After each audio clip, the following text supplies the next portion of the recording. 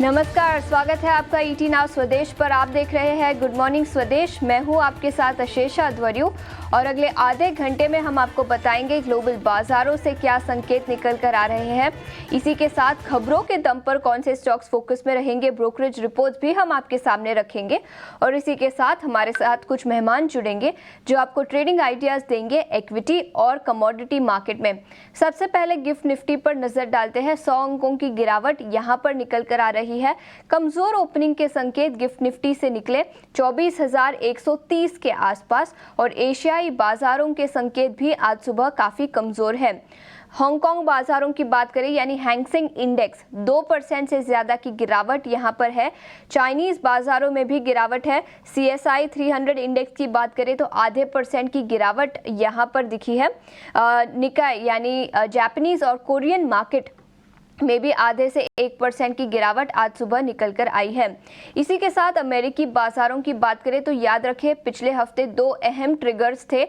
एक ट्रंप जो जीतकर आए प्रेसिडेंट के तौर पर और इसी के साथ यूएस फेडरल रिजर्व ने 25 बेसिस पॉइंट का रेट कट अनाउंस किया।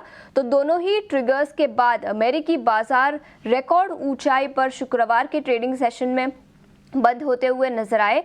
शुक्रवार को डाउ जोन्स आधे % से ज्यादा की तेजी यहां पर दिखी। S&P 500 और नैस्डैक में भी करीब 0.1 से आधे % की तेजी दिखी। यूएस फ्यूचर्स की बात करें तो आज सुबह यूएस फ्यूचर्स हरे निशान में कारोबार कर रहे हैं। S&P 500 फ्यूचर्स में 0.2% की तेजी, नैस्डैक 100 और डाउ जोन्स फ्यूचर्स में भी आधे से 1% की तेजी आज सुबह निकल कर आई है। याद रखें इस हफ्ते भी कई इंपॉर्टेंट ट्रिगर्स है। इन्फ्लेशन का डेटा आता हुआ नजर आएगा तो कंज्यूमर प्राइस इन्फ्लेशन का डेटा इस हफ्ते आएगा और फेडरल रिजर्व के कई सारे ऑफिशियल्स की कमेंट्री भी निकल कर आएगी। याद रखें अगली बैठक फेडरल रिजर्व की दिसंबर में होगी और 25 बेसिस पॉइंट की रेट कट की उम्मीद लगाई जा रही है। तो क्या कमेंट्री निकल कर आती है इंटरेस्ट रेट एनवायरनमेंट को लेकर, उस पर इस हफ्ते भी सबकी नजर रहेगी। यूरोपियन बाजारों की बात करें तो यहाँ पर शुक्रवार के ट्रेडिंग सेशन में गिरावट दिखी। डैक्स आधे % से ज्यादा की गिरावट, फुट्सी 0.8% गिरकर बंद हुआ और कैक में तो 1% से ज्यादा की गिरावट शुक्रवार के ट्रेडिंग सेशन में दिखी। वही कमोडिटीज पर नजर डालें तो कच्चे तेल में वीकेंड पर फिर एक बार गिरावट दिखी। $73.9 पर बैरल के आसपास और WTI क्रूड की बात करें तो यहाँ पर भी $70 पर बैरल के आसपास फिसलता हुआ नजर आया। सोने और चांदी में पिछले हफ्ते काफी वॉलेटिलिटी दिखी थी। डोनाल्ड ट्रंप के जीतने के बाद सोने और चांदी में करीब 3 से 5% की गिरावट दिखी थी। अभी सोना 1% गिरकर $2,680 पर आउंस के आसपास। वही चांदी की बात करें तो यहाँ पर भी 3% की गिरावट $31 पर आउंस के आसपास। तो सोने और चांदी में पिछले कुछ दिनों से वॉलेटिलिटी दिखी है और वीकेंड पर भी वो कंटिन्यू होती हुई नजर आई। वही FIIs और DIIs के एक्शन पर भी नजर डाल लेते हैं। याद रखें FIIs ने फिर एक बार शुक्रवार को बिकवाली की और अक्टूबर में 1 लाख करोड़ के शेयर बेचने के बाद नवंबर में अब तक करीब 20,000 करोड़ के शेयर्स बेचे हैं। तो वो ट्रेंड शुक्रवार को कंटिन्यू होता हुआ नजर आया। DIIs ने 1700 करोड़ की खरीदारी की, वही FIIs ने करीब 3,400 करोड़ की बिकवाली शुक्रवार को की। इंडेक्स फ्यूचर्स और इंडेक्स ऑप्शंस की बात करें तो इंडेक्स फ्यूचर्स में 315 करोड़ की बिकवाली, इंडेक्स ऑप्शंस में 10,250 करोड़ की खरीदारी, स्टॉक फ्यूचर्स में 1150 करोड़ की बिकवाली, वही स्टॉक ऑप्शंस में करीब 3,400 करोड़ की बिकवाली शुक्रवार के ट्रेडिंग सेशन में दिखी। लेकिन अभी बड़ा क्वेश्चन यही है कि FII की बिकवाली कब रुकती हुई नजर आएगी। नवंबर में अब तक करीब 19,000 करोड़ के शेयर्स फॉरेन इंस्टीट्यूशनल इन्वेस्टर्स ने बेचे हैं। वही कौन से स्टॉक्स बैन में रहेंगे उस पर भी नजर डाल लेते हैं। 3 स्टॉक्स जो आज F&O बैन में रहेंगे, Aditya Birla fashion and retail, granules और मन्नपुरम फाइनेंस। याद रखिए 2 स्टॉक्स तो शुक्रवार को भी बैन में थे लेकिन मन्नपुरम फाइनेंस को आज बैन में ऐड किया गया है। इस बीच हमारे साथ डिम्पी भी जुड़ चुके हैं। Dimpy good morning. पिछले हफ्ता कमजोरी के साथ बंद होता हुआ नजर आया, लेकिन इस हफ्ते के लिए क्या रणनीति बनानी चाहिए? Good morning Ashisha. देखिए पिछला हफ्ता थोड़ा कमजोरी का भी था और एक इवेंट भी क्लोज हुआ जो आपने होते हुए देखा, वो था प्रेसिडेंट का इलेक्शन और वो कंप्लीट हुआ है। कंप्लीट होने के बाद एक ट्रिगर मार्केट से कम हो गया। मार्केट ने उस प्रेसिडेंट इलेक्शंस को जितना भुनाया जा सकता था उतना भुनाया, यानी कि थोड़ी शॉर्ट कवरिंग कराई। आप 24,000 के ऊपर आके अच्छे से ट्रेड करने लगे। आप करीब करीब 24,500 आ गए थे और आप बैंक निफ्टी में भी 52,500 तक पहुंच गए थे। कहने का मतलब सारा कुछ शॉर्ट कवरिंग बेस्ड हो रहा था, क्योंकि सिस्टम में ऑलरेडी शॉर्ट्स काफी थे, तो उनकी तरफ से थोड़ा बहुत कवर हुआ, क्योंकि पॉजिटिव ट्रिगर था, मार्केट के अकॉर्डिंग था। लेकिन उसकी अपनी एक मर्यादा है। शॉर्ट कवरिंग एक शॉर्ट लिव्ड होती है और शॉर्ट लिव्ड आपको बहुत दिनों तक मार्केट में लंबा नहीं रख सकती। वो सिर्फ एक जगह से आपको सिर्फ पुल अप कर सकती है, निकाल सकती है। तो एग्जैक्टली वही हुआ था मार्केट के अंदर।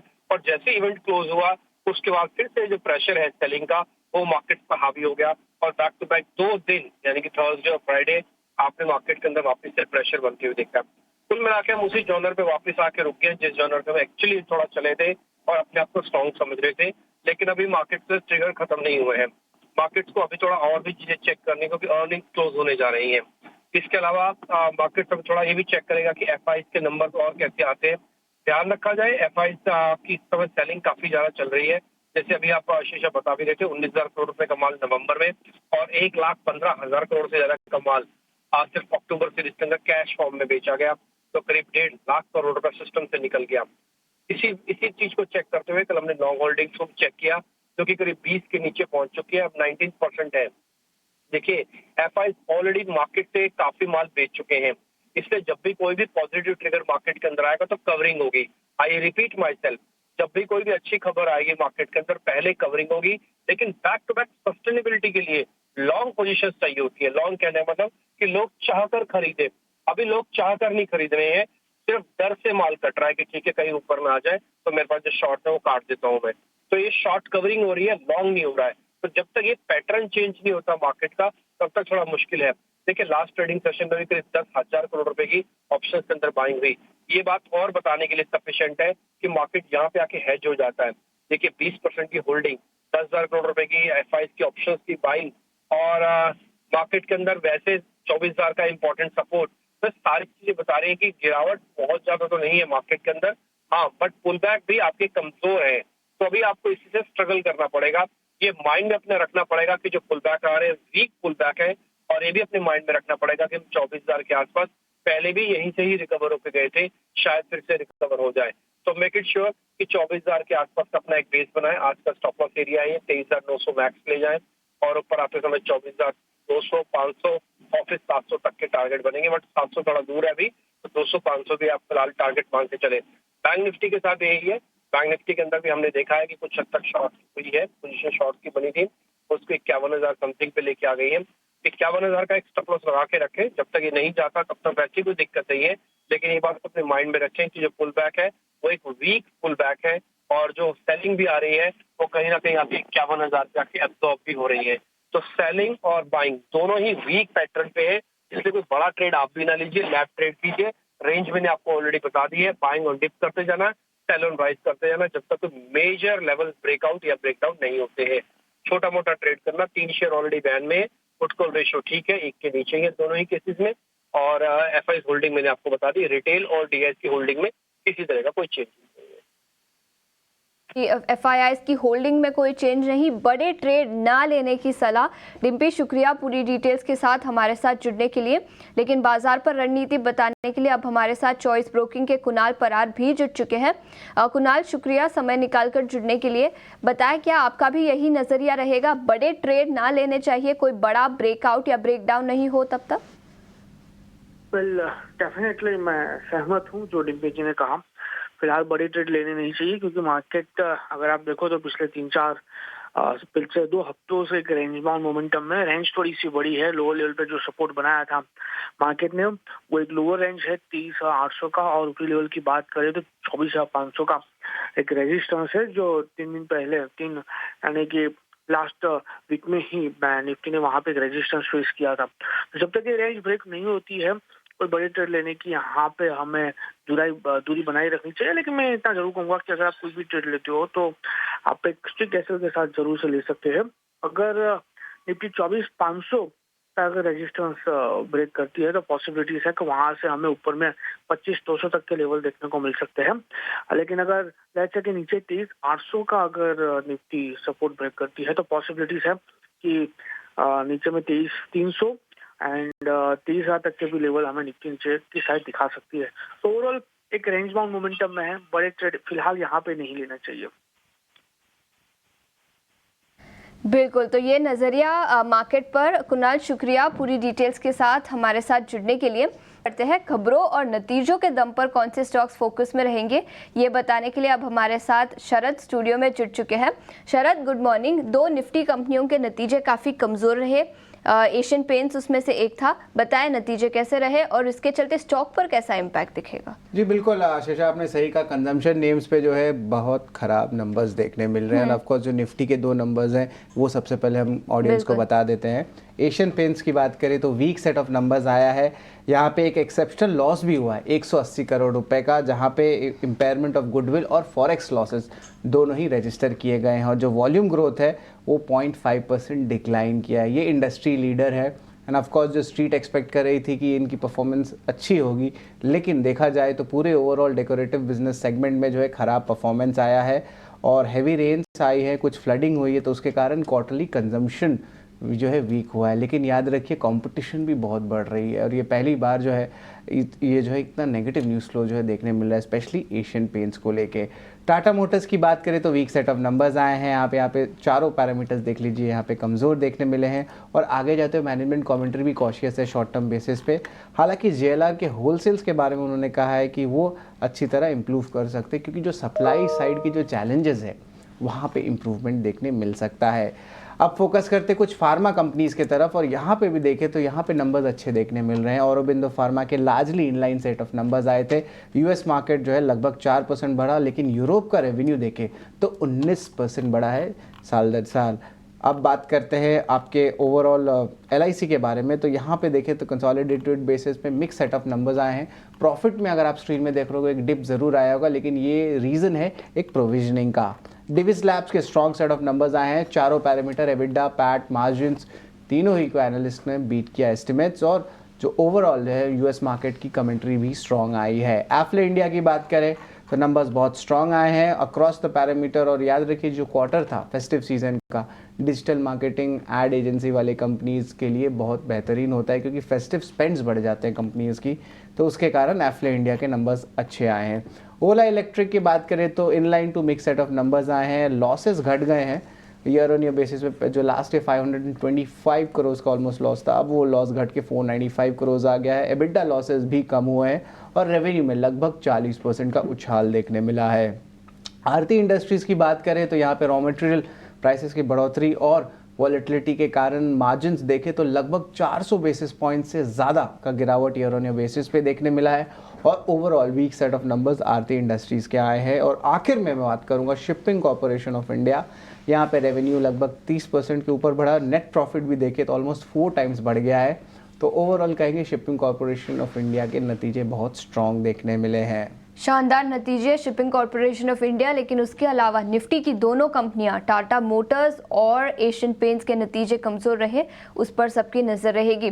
लेकिन शरद, इसके अलावा खबरों के दम पर कौन से स्टॉक्स फोकस में रहेंगे वो भी बताएं। जी बिल्कुल आशीषा, खबरों वाले शेयर्स की बात करें तो ऑफ कोर्स वर्लपूल जो है उनके नंबर्स आए थे, डिसेंट सेट ऑफ नंबर्स आए थे, लेकिन कुछ प्लांट एक्सपेंशन का न्यूज़ फ्लोज आया है, कुछ फंड रेज का भी न्यूज़ फ्लोज आया। और अब याद रखिए हम लोग towards the end of the earning season भी आ गए, तो अगले 2 दिन बहुत अर्निंग्स आएंगे, उसके बाद 14-15 तारीख के बाद अर्निंग्स नहीं रहेगा। तो सबसे पहले बात करें वर्लपूल की, तो मैन्युफैक्चरिंग कैपेसिटी बढ़ाने वाले हैं। अपने पुणे प्लांट में रेफ्रिजरेटर की 270 करोड़ रुपए का जो है टोटल इन्वेस्टमेंट रहने वाला है। डिक्सन टेक जो है न्यूज़ फ्लो आया है, उनकी आर्म जो है नोकिया सॉल्यूशंस और नेटवर्क्स के साथ टेलीकॉम प्रोडक्ट्स पे जो है फोकस करने वाली है। बाइकॉन के लिए स्लाइट पॉजिटिव न्यूज़ फ्लो है। यूएस एफडीए ने क्लासिफाई किया है बाइकॉन बायोलॉजिक्स की पार्क साइट है बेंगलुरु में, उनका वॉलंटरी एक्शन इनिशिएटेड किया है। और आईटीआई यहाँ पे कंपनी को लगभग 1500 करोड़ रुपए का एक और L1 ऑर्डर आया है भारत नेट प्रोजेक्ट पर। पिछले 4 से 5 ट्रेडिंग सेशन में हमने आपको 18 ऑफ स्वदेश में बताया भी था कि बहुत सारे जो टेलीकॉम एंसिलरी कंपनीज है उनके बहुत सारे ऑर्डर इनफ्लोज के जो है अनाउंसमेंट्स आ सकते हैं और अब वो आने लगे हैं। शोभा की बात करें तो 14 नवंबर को इम्पोर्टेंट फंड रेज है और अपोलो टायर्स में भी 13 नवंबर को कंपनी फंड रेजिंग की विचार करेंगे। तो फंड रेज की न्यूज़ फ्लोज आ रही हैं, कुछ भारत नेट ऑर्डर के प्रोजेक्ट्स के ऑर्डर्स आ रहे हैं पिछले 1 हफ्ते में, और यही जो है न्यूज़ स्पेसिफिक जो है आज रिएक्शन स्टॉक्स में देखने मिल सकता है। बिल्कुल, तो कई सारे स्टॉक्स वक्त नतीजों के दम पर और खबरों के दम पर फोकस में रहेंगे। शरद, शुक्रिया पूरी डिटेल्स के साथ हमारे साथ जुड़ने के लिए। आगे बढ़ते हैं, ब्रोकरेज रिपोर्ट्स पर नजर डालेंगे और वरुण अब हमारे साथ जुड़ चुके हैं। Varun, good morning. बताएं, कई सारे नतीजे और उसी के चलते कई सारी ब्रोकरेज रिपोर्ट्स भी आई होंगी। कौन सी रिपोर्ट्स आज आप हमारे लिए लेकर आए हैं? Definitely good morning Ashisha. तो काफ़ी सारी रिपोर्ट्स है, क्विकली आपको बताता हूँ। सबसे पहले एसबीआई की बात करें तो यहाँ पे काफ़ी हद तक प्राइस टारगेट बढ़ाए गए हैं। नोमुरा ने एसबीआई पर प्राइस टारगेट 980 से बढ़ा के 1050 का किया है और साथ ही साथ जेफरीज ने भी प्राइस टारगेट 1000 से बढ़ा के 1030 का किया है। सीएलएसए 1075 का प्राइस टारगेट दे रहा है, आउट परफॉर्मर का कॉल दे रहा है। ब्रोकरेज कह रही है कि सेक्टर लीडिंग ग्रोथ जो है वो यहाँ पे देखने मिली। डिपॉजिट ग्रोथ अच्छी थी और एसेट क्वालिटी जो है वो इस बैंक की काफ़ी अच्छी रही है। इनफैक्ट नोमुरा का तो ये सेक्टर में टॉप पिक भी अभी बना हुआ है। टाटा मोटर्स की बात करें तो हल्का फुल्का प्राइस टारगेट कट आया है। सीएसए अपग्रेड कर रहा है होल्ड से आउट परफॉर्म, लेकिन प्राइस टारगेट 975 से 968 का किया है। इनका कहना है कि जो जेएलआर का एबिटा मार्जिन गाइडेंस है 10% का वो इंटैक्ट है, ये एक अच्छी बात है। हालांकि मैनेजमेंट जो है आगे सीवी के ओवरऑल डिमांड को लेकर थोड़ा बहुत कॉशियस है। जेफरीज यहाँ पे प्राइस टारगेट कट कर रहा है, खरीदारी की सलाह 1330 से काट के 1000 का कर रहा है। इनका कहना है कि Q2 वीक है, हालांकि ये एक्सपेक्ट कर रहे हैं कि सेकेंड हाफ शायद अच्छा रह सकता है। अशोक लेलैंड की बात करें तो जेफरीज होल्ड का कॉल दे रहा है, प्राइस टारगेट 240 से काट के 235 का कर रहा है। इनका कहना है कि मार्जिन अच्छे हैं लेकिन वॉल्यूम जो है वो थोड़े बहुत इनको वीक नज़र आ रहे हैं। वेदांता पे सीएलएसए की रिपोर्ट है जहाँ पे आउट परफॉर्मर का कॉल है।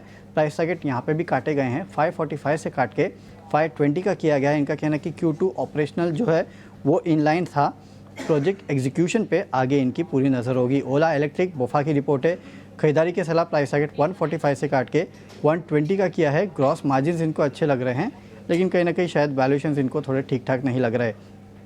नोमुरा जो है इन्फो एज पे खरीदारी की सलाह दे रहा है, प्राइस टारगेट इन्होंने बढ़ाए हैं 8280 से बढ़ा के 8630 का किया है। इनका कहना है कि जो कोर रिक्रूटमेंट कारोबार है वहाँ पे अच्छा पिकअप देखने मिला है। वहीं पीबी फिनटेक पे यूबीएस का डाउनग्रेड आया है, न्यूट्रल से सेल का कॉल, प्राइस टारगेट यहाँ पे बढ़ाए गए हैं 1205 से बढ़ा के 1550 का किया गया है। इनका कहना है कि Q2 जो है वो स्ट्रॉन्ग है और एबिटा इनिशिएटिव जो है वो काफ़ी हद तक अब काम कर रहे हैं, ब्रेक इवन हो सकता है FY27 तक। यूनाइटेड स्पिरिट्स पे गोल्डमैन ने इनिशिएट किया है कवरेज, यहाँ पे 1650 के प्राइस टारगेट दे रहे हैं और साथ ही साथ ट्रेंड पे भी इन्होंने कवरेज की शुरुआत की है 8000 रुपये के प्राइस टारगेट के साथ। पर तो कई सारे रिपोर्ट्स है ही, लेकिन इसके अलावा पीबी फिनटेक पर यूबीएस की डाउनग्रेड रिपोर्ट आई है। 1550 का लक्ष्य। एसबीआई पर भी कई सारी ब्रोकरेज रिपोर्ट्स है। यूनाइटेड स्पिरिट्स पर गोल्डमैन सैक्स ने 1650 का लक्ष्य दिया है और इसी के साथ ट्रेंड, याद रखें पिछले पूरे हफ्ते स्टॉक फोकस में था, नतीजे काफी कमजोर थे, उसके बाद भारी गिरावट भी दिखी। गोल्डमैन सैक्स ने खरीदारी की राय 8000 रुपए प्रति शेयर का लक्ष्य दिया है। तो करंट मार्केट प्राइस से देखें तो करीब 27% का अपसाइड यहां पर दिखाई दे सकता है, ऐसा गोल्डमैन सैक्स का मानना है। शुक्रिया वरुण पूरी डिटेल्स के साथ हमारे साथ जुड़ने के लिए। आगे बढ़ते हैं, कमोडिटी मार्केट पर नजर डालते हैं और कमोडिटी मार्केट पर रणनीति बताने के लिए आज हमारे साथ रवि दियोरा जी जुड़ चुके हैं कुएर्जी ग्रुप के। रवि, शुक्रिया समय निकालकर जुड़ने के लिए। सबसे पहले सोने चांदी पर बात करेंगे। पिछला हफ्ता काफी वॉलेटाइल रहा प्रेशियस मेटल्स के लिए, लेकिन इस हफ्ते कौन से लेवल्स पर नजर रखें? Good morning. Definitely last week में जो यूएस इलेक्शन है साथ में फेड की पॉलिसी वो काफी इम्पोर्टेंट थी। हालांकि यूएस इलेक्शन के बाद लगातार देखे तो गोल्ड सिल्वर में एक प्रॉफिट बुकिंग का माहौल था, क्योंकि डॉलर इंडेक्स लगातार स्ट्रॉन्ग हो रहा था, यूएस के बॉन्ड यील्ड्स लगातार स्ट्रॉन्ग हो रही थी। आज बॉन्ड यील्ड्स बंद है क्योंकि यूएस में बैंक हॉलिडे है, हालांकि डॉलर इंडेक्स फिर भी एक फ्लैटिश नोट के साथ ट्रेड कर रहा है। मुझे लग रहा है कि गोल्ड में हार्ड लेवल से थोड़ा सेलिंग प्रेशर बना रहेगा और दिसंबर वायदा 77,500 के करीब सेल करके चले। स्टॉप लॉस 77,800 लगा और डाउन साइड 76,500 तक के लेवल इंट्राडे में देखे जा सकते हैं। बिल्कुल, तो ये रणनीति सोने और चांदी पर, लेकिन इसके अलावा ब्रेंट क्रूड यहाँ पर भी करीब 2 से 3% की गिरावट दिखी है, $73.8 पर बैरल के आसपास। क्या लेवल्स पर नजर रखें? दरअसल यहाँ पे एक तो चाइना के स्टिमुलस शॉट रहे थे मार्केट के एक्सपेक्टेशन के साथ में, यूएस प्रेसिडेंशियल इलेक्शन के बाद जो पॉलिसी चेंज के मार्केट एक्सपेक्ट कर रहा है, तो उसके बाद वहाँ पे लगातार सेलिंग प्रेशर देखने को मिला था। मेरे हिसाब से आज भी सेल ऑन राइज का स्ट्रेटेजी रखे, जिसमें 5,980 के करीब नवंबर फ्यूचर सेल करे। स्टॉप लॉस 6040 का रहेगा और डाउन साइड 5860 तक के लेवल देखने को मिल सकते हैं। और रवि, बेस मेटल्स पर आपका क्या नजरिया होगा? पिछले हफ्ते चाइना से स्टिमुलस मेजर्स की उम्मीद थी, लेकिन ज्यादा कुछ बड़ा निकल कर नहीं आया, जिसके चलते मेटल स्टॉक्स पर भी नेगेटिव इम्पैक्ट दिखा। लेकिन बेस मेटल्स पर क्या रणनीति होगी? Zinc, lead, copper, aluminium? मुझे लग रहा है कि आज के ओपनिंग के बाद बॉटम बन जाएगा। प्राइसेस ने लगातार देखे तो लास्ट वीक अंडर परफॉर्म किया था, एंड जिस हिसाब से चाइना के स्टिमुलस मेजर्स के एक्सपेक्टेशन से ऐसा नहीं आए, तो फ्राइडे क्योंकि चाइना मार्केट क्लोज हो चुका था बट कमोडिटीज चालू थी, बट चाइनीज मार्केट अभी मीन्स के जिस हिसाब से मार्केट की उम्मीद इतने नेगेटिव नहीं खोल रहे, तो लग रहा है कि आज एक गैप डाउन ओपनिंग के बाद एक अच्छी रिकवरी के लिए मेटल्स प्रिपेयर है। तो आई थिंक गैप डाउन के बाद शॉर्ट नहीं करना है, जिसमें आप कॉन्ट्रा कॉल कॉपर में ले सकते हैं। 830 के करीब कॉपर बाय करें, स्टॉप लॉस लगा 823 एंड अपर साइड जो टारगेट है वो 842 तक देखने को मिल सकता है। और एल्यूमिनियम पे एक आउट परफॉर्मर है, 240 के स्टॉप लॉस के साथ 241 पे बाय करें, अपर साइड 244 तक के लेवल देखे जा सकते हैं। बिल्कुल, तो कॉपर और एल्यूमिनियम दोनों ही बेस मेटल्स पर खरीदारी की राय। रवि, शुक्रिया हमारे साथ जुड़ने के लिए और कमोडिटी मार्केट पर रणनीति बताने के लिए। आगे बढ़ते हैं, कई सारे निफ्टी कंपनियों के नतीजे आज आएंगे और इसके अलावा यूपीएल के नतीजे भी आ जाएंगे। नतीजों का अनुमान लेकर अब हमारे साथ जिनय मौजूद है। जिनय, गुड मॉर्निंग। बताएं क्या उम्मीद लगानी जानी चाहिए यूपीएल के नतीजों से आज? जी तो बिल्कुल, यूपीएल अपने नतीजे पेश करने जा रहा है। अगर हम एनालिस्ट से देखें तो काफ़ी एक स्ट्रॉन्ग सेट ऑफ ग्रोथ का एक्सपेक्टेशन लगाया जा रहा है। टोटल आय की बात करें तो वहाँ पे 16% की क्वार्टर ऑन क्वार्टर बेसिस पर अनुमान लगाया जा रहा है ग्रोथ का।